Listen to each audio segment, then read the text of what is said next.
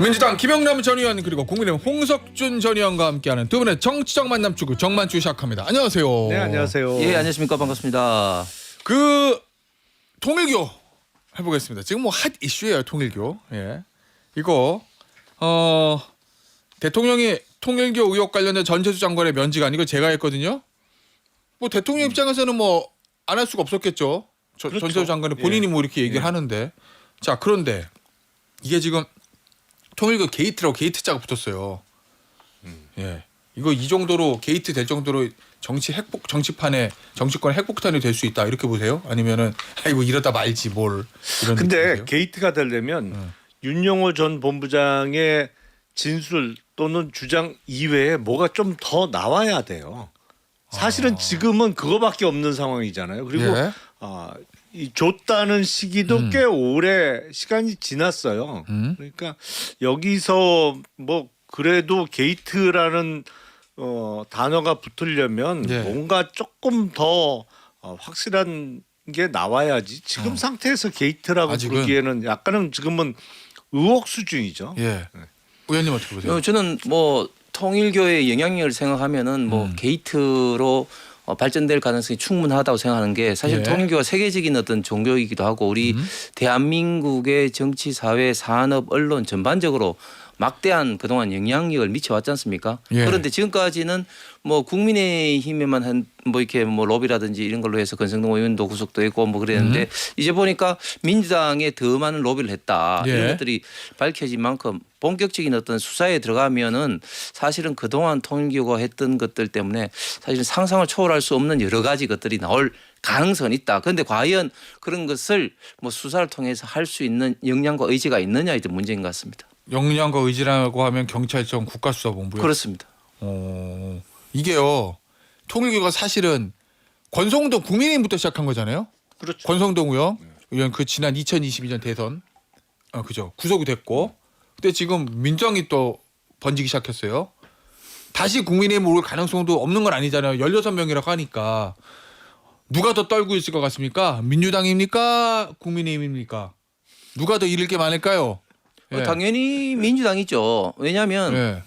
일단 만약에 국민의힘 관계되는 사람이 있다면 예. 뭐 나경원 의원도 그런 이야기를 했지만 그동안 특검이 가만히 있겠습니까? 벌써 나왔을 거다. 예, 당연히 뭐 벌써 탈탈탈 털었겠죠. 예. 그다음에 또 두 번째는 그동안 역사적으로 보면 국민의힘 쪽보다는 우파 보수보다는 좌파 진보 진영과 통일교가 훨씬 더 영향력이 있었어요. 문선명 그래요? 예, 네. 총재가 생전에 이제 91년도에 이제 북한을 방문하기도 하고 그 이후에 98년도에 평양 남쪽 남포의 평화 자동차 회사를 만듭니다. 예예. 거기서 이제 휘파람 CG라는 자동차를 생산하고 그 이후에 이제 회사가 망해서 이제 그 군용 어떤 그런 어떤 트럭으로 이제 전용되기도 했는데 예. 그런데 그런 어떤 과정에 결국 누구 협조를 받았겠습니까? 그 당시에 어떤 DJ 정부고 해서 예. 당연히 진보 진영 인사들과 했던 네트워크는 통일교가 훨씬 더 예. 있었습니다. 그래서 지금 이야기가 나오고 있는 사람들 즉 이종석, 정동영 그런 어떤 사람들도 그때부터 했던 인연이 있었는 어떤 그런 어떤 사례라고 볼 수가 있죠. 그 얘기는 지금 오늘자 중앙일보 단독 보도인데 제목이 이거예요. 통일교 진보 쪽도 노영민, 김현철, 이종석 연 만들었다. 뭐 이렇게. 그러니까 전 통일부 장관, 전 국가 이종석 현 국가정보원장, 김현철은 전 통일부 장관, 그다음에 노영민 의원은 이제 전 대통령 비서실장이죠. 거기서 중요한 거는 도라는 조사예요.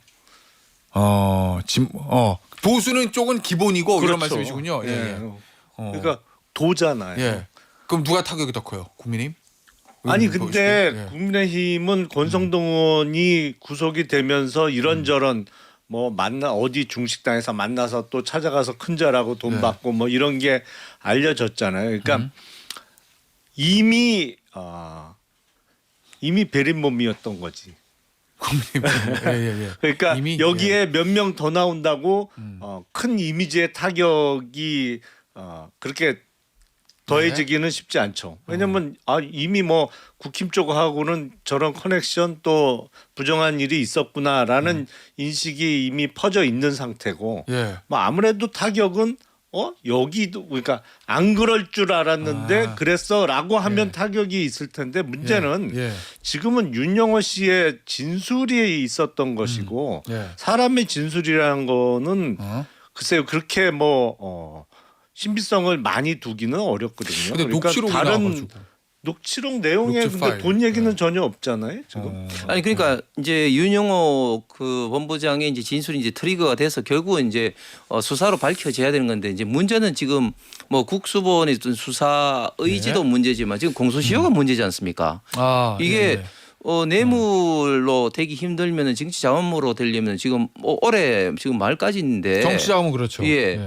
과연 이 시간 내에 할 수 있느냐 제가 볼 때는 불가능하다고 보고 그렇기 때문에 더 특검으로 해야 된다. 근데 특검은 그럼 띄우려면 몇 달 걸리면 정치자금법 공소시효 다 지나가고. 아니 특검법에 공소시효를 규정을 하면 되는 거죠. 아 그렇게. 예. 그래서 이 공소시효를 저는 피할 수 있는 방법은 특검밖에 없다. 더더구나 그래서 국수본이 제대로 할 수 있느냐 이런 어떤 의구심이 있는 차에 공소시효까지도 고려한다면 당연히 특검으로 진행을 해야 된다. 그렇지 않으면 예. 민주당이 그리고 이재명 정권이 회피한다고 국민들이 볼 수밖에 없을 것 같습니다. 자 그리고 일단 정리 하나 할 거. 앞서 이제 우리 우리 홍 의원님 말씀해 주셨던 민주당 쪽과 훨씬 가까웠다 전통적으로 통일교 그거 관련해서는 이게 오히려 반대로 또 보수 진영과 가까웠다는 관측도 있기 때문에 그거는 사실관계는 저희가 확정하지 않는 걸로 하고 아까 신문 타이틀도 도가 들어갔잖아요. 그건 뭐 보는 시각마다 다를 수 있으니까. 그리고 어쨌든 지금 나오고 있는 여야 모든 의원에 관련된 연루설 당사자들은 다 부인한다는 거. 그리고 윤영호 전 본부장의 일단 주장이라는 거 요거는 저희가 말씀을 드릴게요. 아직까지 확정된 거는 객관적으로 밝혀진 건 아무것도 없는 거예요. 일단 당사자들은 여야 막론하고 다 부인하고 있다. 알겠습니다. 그런데 예 특검 가야 돼요. 의원님 입장에서는 당연히 가야 된다고 말씀하실 거고. 어제 이제 국민의힘은 개혁신당하고 같이 하기로 한 것 같고 문제는 민주당인데 봤습니까?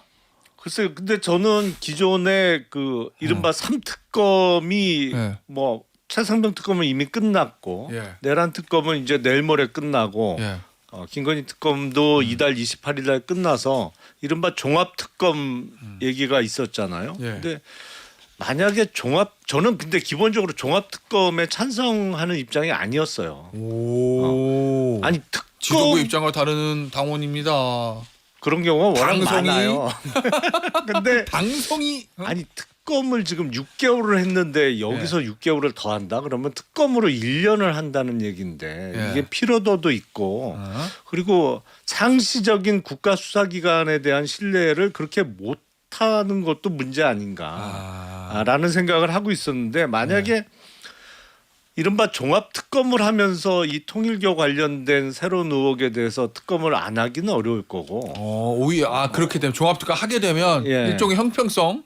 그래서 저는 처음부터 종합특검에 대해서 반대 입장이었기 때문에 그냥 남은 지금 의혹 특검 수사와 관련해서 남은 의혹은 상시적인 국가수사기관 그게 뭐 국가수가 됐던 공수처가 됐던 거기서 해야 되는 거 아닌가라고 생각합니다. 그런데 정청래 그 대표가 학원을 했잖아요. 그래서 학원 보면은 단과반이 있고 종합반이 있잖아요. 그러니까 이거를 학원식으로 접근하는 것 같아. 그래서 별도의 특검을 하다가 또 종합 특검을 한다. 이거 말이 안 되는 건데.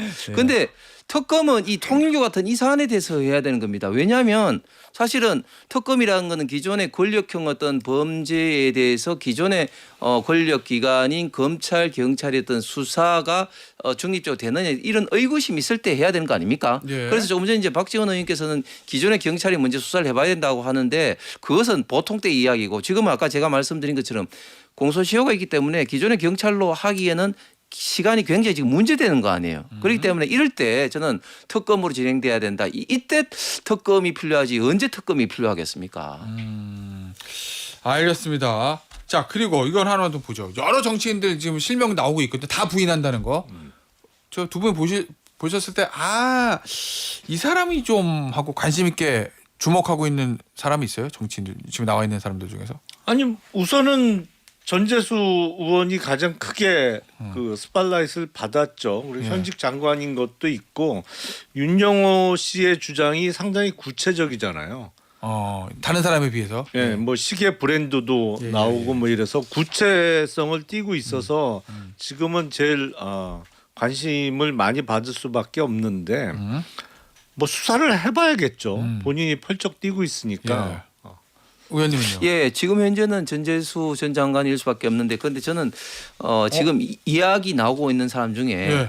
이재명 대통령의 측근 인사들 중에 정진상이라든지 이런 어떤 사람들도 이야기 나오고 있지 않습니까? 정진상 실장은 부인. 예, 부인은 하고 있지만 그래서 이재명 전 대통령 당시에는 2022년도 후보 시절이었죠. 예, 예. 그래서 한학자 총재에게 인사 직접 하러 가겠다 이런 어떤 이야기가 나오고 있는데 제가 생각할 때는 당시 대선 전국에서 그 윤석열 당시 후보와 치열하게 접전하고 있었기 때문에 충분히 그런 어떤 인식 생각을 가질 수 있을 것 같아요. 그래서 과연 이제 그런 것들이 직접적으로 접촉이 있었느냐 행해졌느냐 뭐 이런 거에 굉장히 좀 관심을 받지 않을까 생각이 됩니다. 알겠습니다. 당시에 이제 윤석열 후보 측은 뭐 마이크 펜스 미국 부통령하고 당시에 만나게 한 거 그거 이제 통일교가 했다고 이제 보도가 나와 있는데 역시 그 대선 때 미국 쪽 인맥하고 연결시켜주기 위해서 당시 이재명 후보 측을 통일교가 접촉했을 것이다. 미국 측의 인맥도 인맥이지만 예. 통일교 어떤 신도가 갖고 있는 어떤 유권자로서의 어떤 영향력도 무시 못하는 것이죠. 근데 알겠습니다. 우리가 조심해야 될 게 윤용호 전 본부장은 이른바 통일교 내에 2인자 자리를 놓고 경쟁하던 사람이잖아요. 예. 다른 사람하고.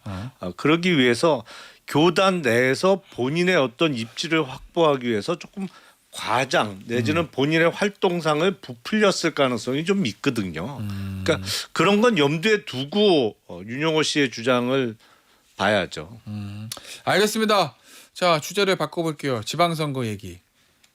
그 하나만 더. 지방선거와 통일교 연결되는 거. 전체수 장관 만약에 저 지금 장관직 그만두고 그러면은 뭐 수사 뭐 결과 나와봐야 하는 거지만 부산시장 어떻게 해요? 민주당은? 글쎄요 수사 그대로 결과가 가나요? 아니면 내년 초에 빨리 나온다면 뭐 예. 출마할 수 있겠죠. 딱 클리어되면? 예, 예. 근데 만약에 저 국민의힘에서 특검하자고 특검해가지고 수사가 그때까지 안 끝나면 어떻게 돼요? 그 상태에서 나올 수 있어요? 수사가 진행 중인 상태에서 출마할 수 있느냐? 글쎄요 그때까지 뭐 수사 진행 상황을 좀 봐야 되지 않을까요? 예, 알겠습니다. 어쨌든 그거는 지금 속단하기는 쉽지 않다. 국민의힘은 웃고 있습니까? 가장 강력한 후보가 조금 어쨌든 뭔가에 휘말려서 굉장히 이게 그 전재수 전 장관이나 민주당으로 봐서는 이제 악질 수밖에 없는 게 민주당 같은 경우는 굉장히 전통적으로 부산이 어렵지 않습니까? 예. 지금까지 부산시장 선거에 이긴 사람 오거돈 2018년도 예. 후보밖에 없었어요.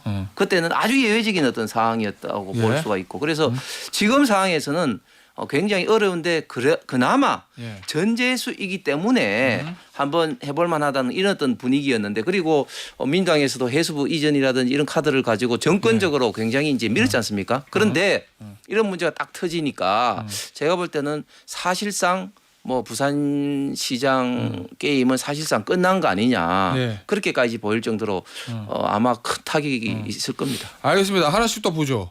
훈시경 얘기해 보겠습니다. 근데 훈시경 현지 누나 할 때 그때 훈시경은 좀 안 좋은 훈시경이었는데 지금은 좀 좋은 훈시경이에요. 왜냐하면 어제 이제 세종시에서 기재부 업무 보고가 있었는데 강훈식 비서실장 이 이제 아산 저 지역구잖아요. 대통령이 강훈식 비서실장한테 이렇게 얘기했다고 합니다. 고향에 왔는데 한 말씀 하시죠. 훈시경 땅 산 거 아니요? 이렇게 농담을 했다는데 대통령 훈시경 땅 산 거 아니냐고. 요걸 두고 왜 대통령은 그냥 농담을 해도 사람들이 다 해석을 합니다. 대통령이니까. 그렇죠. 예. 무슨 의도가 있는 거 아니야? 고향 가서 훈시경 땅 산 거 아니냐 그런 얘기는 충남지사 나가란 얘기인가?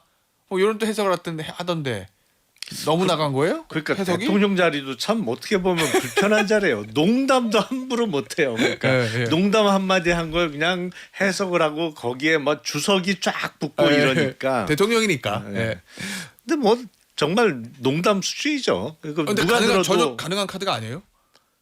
글쎄요. 근데 지금 충남지사에 도전하겠다는 정치인들은 민주당 내에서도 꽤 여러 명 있는 것으로 알고 있거든요. 예. 뭐 박수현 의원, 그렇죠. 문진석 의원 다 그렇잖아요. 그리고 이제 좀 네. 지난번에 충남지사를 했던 양승조 지사도 전 지사 있고 예, 뭐 예. 여러 명이 있어요. 예. 그래서 대통령이 뭐 콕 찍어서 누구의 출마를 돕기 위해서 이런 발언을 한 것 같지는 않아요. 예. 어떻게 전망하세요? 저는 분시경이 나온다? 안 나온다? 서울시장설, 충남지사설. 충남지사설이죠. 어. 저는 이재명 대통령이 굉장히 고급스럽게 예. 선거에 지금 개입하고 있다고 봅니다. 오, 아니, 정은호 성남구청장 대본에 개입했잖아요. 그 얘기도 해봐야죠. 물론 뭐 중앙선관위에서는 뭐 그게 뭐 선거법에 뭐 위반은 없다고 하지만 제가 볼 때는 이 담장을 왔다 갔다 하는 것 같아요.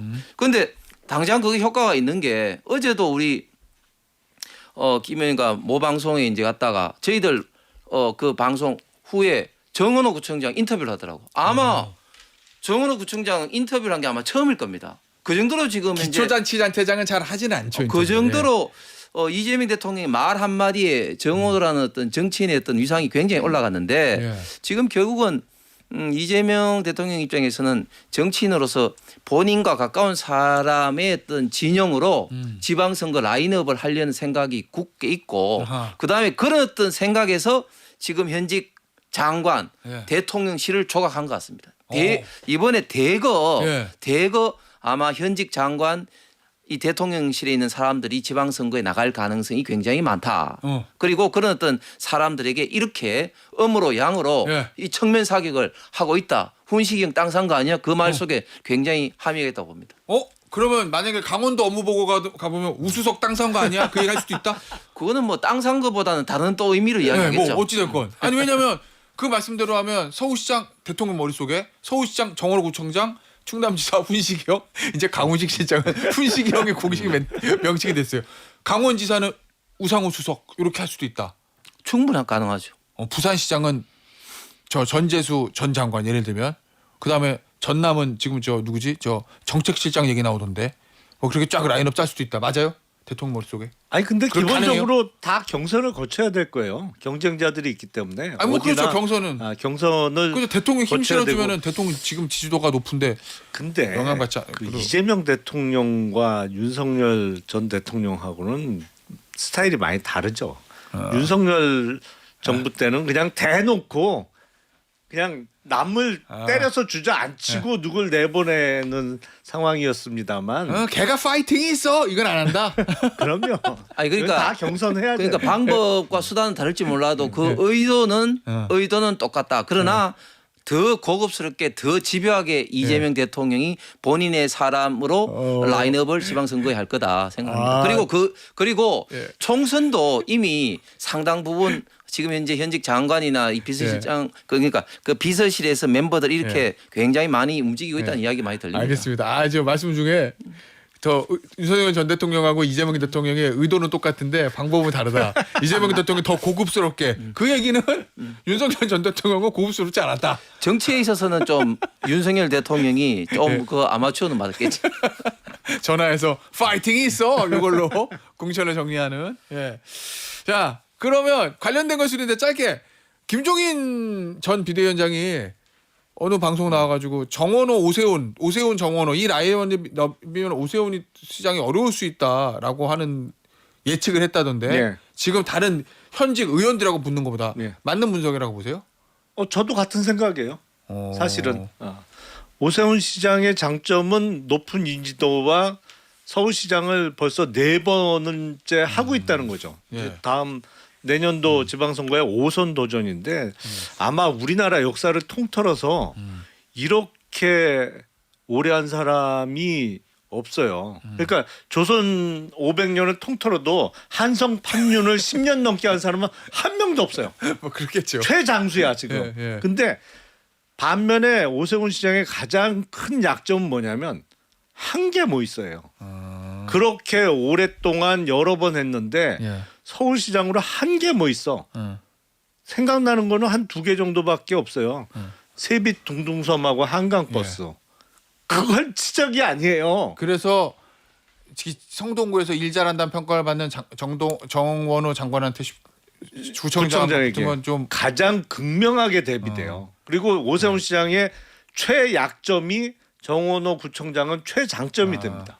자, 반론이 있을 것 같은데. 아니 근데 그 지난번 2021년도 이제 박영선 후보하고 토론할 네. 때도 우리가 봤지만 지금 오세훈 시장이 했던 어떤 행정의 어떤 업적들이 굉장히 많이 아마 부각이 될 겁니다. 예를 들면 제 기억으로도 예를 들면 마포 관련돼서 이야기를 하는데 예를 들면 경의선 어떤 철도 어떤 그런 어떤 뭐 이런 사업이라든지 그런 건 다 오세훈 시장 때 다 했던 거기 때문에 지금 특히 부동산 이슈가 있는 이런 상황에서 재개발 재건축 지역에 지금 오세훈 시장이 가면 사람들이 구름대처럼 몰려와요. 네. 예를 들면 그런 어떤 식으로 인지도. 예, 네. 인지도와 어떤 행정인데 아마 다른 지금 국회의원들 비해서는 예. 지금은 정은호 구청장이 인지도가 좀 약할지 모르지만 그러나 발전 가능성 면에서는 훨씬 더 있다. 예. 이런 것이 가장 큰 이제 장점 같은데 물론 현재까지는 개입이 굉장히 예. 큰 차이죠. 예. 그런데 그런 면에서는 어떤 정원호 구청장이 좋은 점도 있지만 그러나 또 정원호 구청장의 약점은 과연 현재까지 드러난